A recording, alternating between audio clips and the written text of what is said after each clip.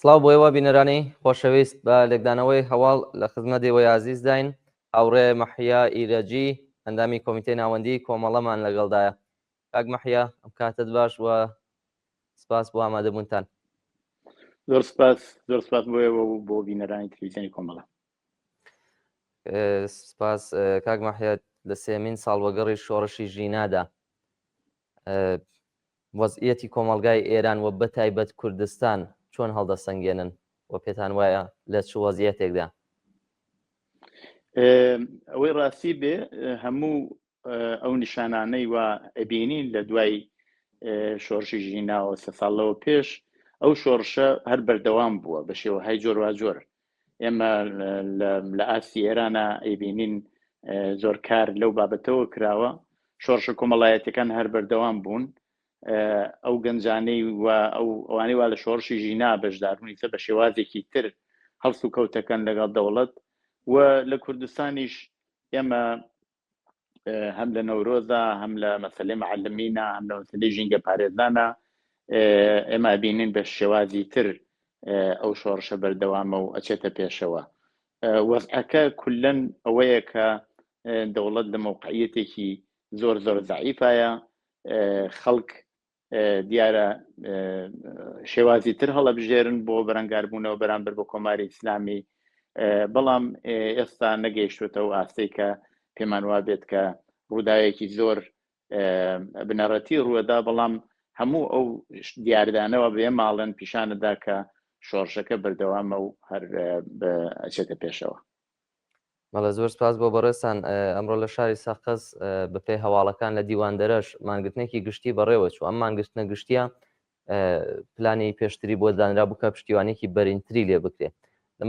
لەم بابەتەوە ئێوە مەوزوعەکە چۆن نەبینن ئەروە کاگەداریش بن گەنجێک لە شاری سەقز و کوژراوە و چەندی تریش بریندار بوون لە ڕابتە لەگەڵ ئەو کانە بەردانێکە لەوێ ناڕزاتی خەڵکیان بەرامبەر هەیە. بڵێ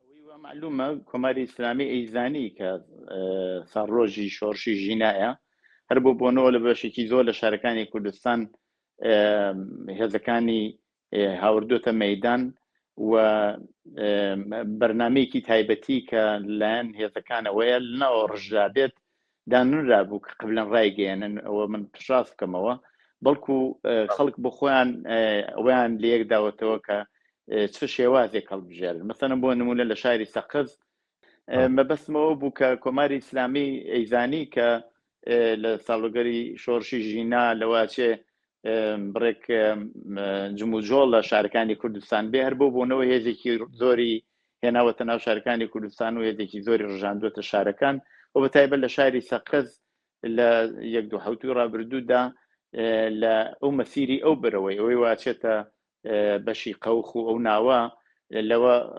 ڕێگەیەکی بەستووە کە بەر بەوە بگرێ خەڵک بەرەو سەرخەبرانی ئایچی کە خەڵک بچن سەردانی سەرخەبران و سەر گەڵکۆی ئازیزانیان بکەن. دەی لە شتێکی ئاوا شرایەتێکی ئاوا و خەڵک ڕێگەیەکی تریان هەڵبژاردەوە. ئەویش بریتی بووە لەوە کە مانگشتنێکی گرتی بکەن و گشتی بکەن و لەو مانگرتنە گشتیە ئێمە بینین کە هەموو دوکان و بازار و شار بە تەواوی تعتیلە و ئەوە لە تاوجێگەی کە لە هەواڵەکان ئەم بینیمە لە شاری دیواندەرێش هەر بۆ شێوە چوەتە پێشەوە.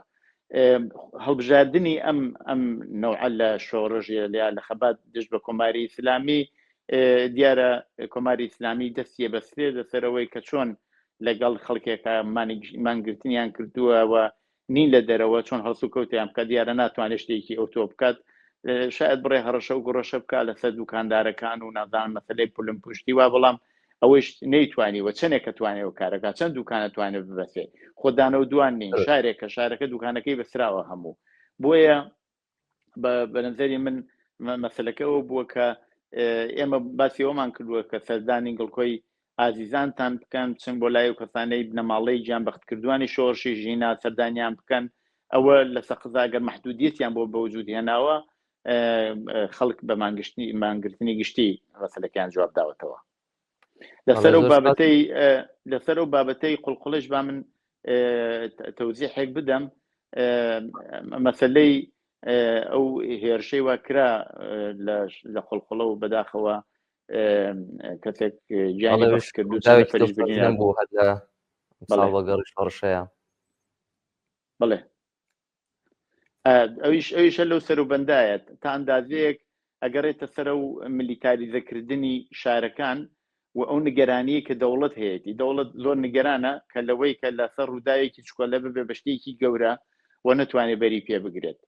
بۆیە مەسەلەن هیچ ڕێگەیەکی نییە غێرە سەرکوتی هەڵبژاردووە بە سەرکوتی توندیش ئەوێ پاشەکشێ بە خەڵک بکات.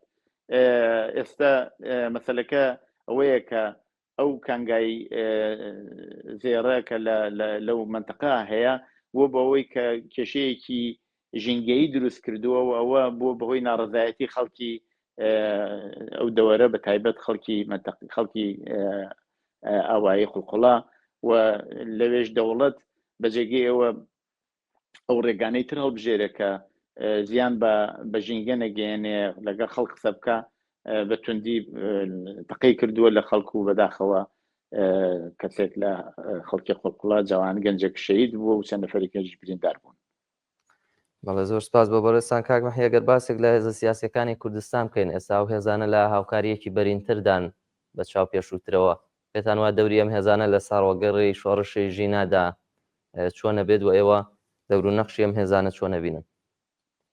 بە باوەڕی من ئەو کۆبوونەوانە وا بووە و زۆریش باش شوێتە پێشەوە تا ئێستا خۆی هەنگاوێک کە هەر لە ئیدامەی شۆڕشی ژینا ئێمە زانین شۆڕش لە کۆمەڵگای کوردستان شۆڕشێک نییە فقط بۆ خۆی بێت بەڵکو هێزە سیاسیەکان دەوریان بووە هەم لە بیدایەتەوە لە بیدایەتی هاتنە سەرکاری کۆماری ئیسلامی هەتاکو ئێستا دەوری هێزە سیاسیەکان ئینسانە بێت لە بەرچاوی بگرێت و هەنگاونان بۆ ئەوەی کە ئێمە یەکدەنگ لە بەرامبەر کۆماری ئیسلامیە لە زۆر بابەتەوە ناڵێم هەموو ڕۆژێک بڵام بە زۆر بابەتەوە ئێمە دەربکەوین و بتوانین جواب دێنەوە لەگەڵی لەگەری گۆڕانکاریەکانە حاضر بین. ئەوە هەنگاوێکی زۆر باشەوە خەڵکیش ئەو ئینتزاریان لە هێزە سیاسیەکان هەیە کە بەو شێوە لەگەڵ یەک هەڵس و کۆت بکەن. لەم بابەتەوە دیارە هەموو هێزە سیاسیەکان بە تایبەت ئێمە باسی ئەومان کردووە کە لەسەر ڕۆژی شۆڕشی ژینا ئێمە سەردانی بنەماڵی گیانبەختکردووان و گڵکۆی گیانبەختکردووانی شۆڕشی ژینا ئەکەین و دیارە ئەمە حساسیت لەلایەن دەوڵەتیشەوە بۆ وجودێنێت و لە شارەکانمەوە هێنی کردووە بڕێک مەحدودیەتی دروست کردووە لە شوێنی کە نەیتوانیوە ئێمە بینین لە خەبەرەکانە کە زۆر کەس چوونەتە سەر گڵکۆی ئازیزانیان و بە چپکە گوڵی سوور و تۆڕی سوور و بە دانانی گوڵ و سەردانی یەکترینیان کردوە بە کۆمەڵ چوون یاکو بە جیاواز سەردانی یەکترینیان کردەوە جوابی ئەو داخوازیەی وا هێزە سیاسیەکان و ئێمە داومانە بە کوردستان جوابی ئەویان داوەتەوە بەڵام خودی ئەو دانیشتنە پێم وایە ئیدامەی هەمان ڕێگەیە کە خەڵکی کوردستان گرتوویەتە بەربەرامبەر بە کۆماری ئیسلامی و ئێمە لە ئێستەوە خۆمان ئامادەکەین ئەگەر ڕووداوێک بێت کە بتوانین لە بەرامبەر و ڕووداوە بتوانین دەور ببینین و بتوانین خەڵکی کوردستان هاودەنگ و یەکدەنگ دەربکەون لە ئەگەری هەر گۆڕانکاریەکە. بەڵێ زۆر سپاس بۆ بەڕێستان هاوڕێ مەحیا ئیرەجی ئەندامی کۆمیتەی ناوەندی کۆمەڵە بۆ ئامادەبوونتان. زۆر سپاس بۆ ئێوەش و بۆ بینەرانی تەلەڤیزیۆن. سپاس بۆ بەڕێستان. زۆر سپاس بۆ ئێوەی بینەری خۆشەویستیش فەرموون بۆ بینینی درێژەی بەرنامەکانی تەلەڤیزیۆنی کۆمەڵە. ماڵەوە.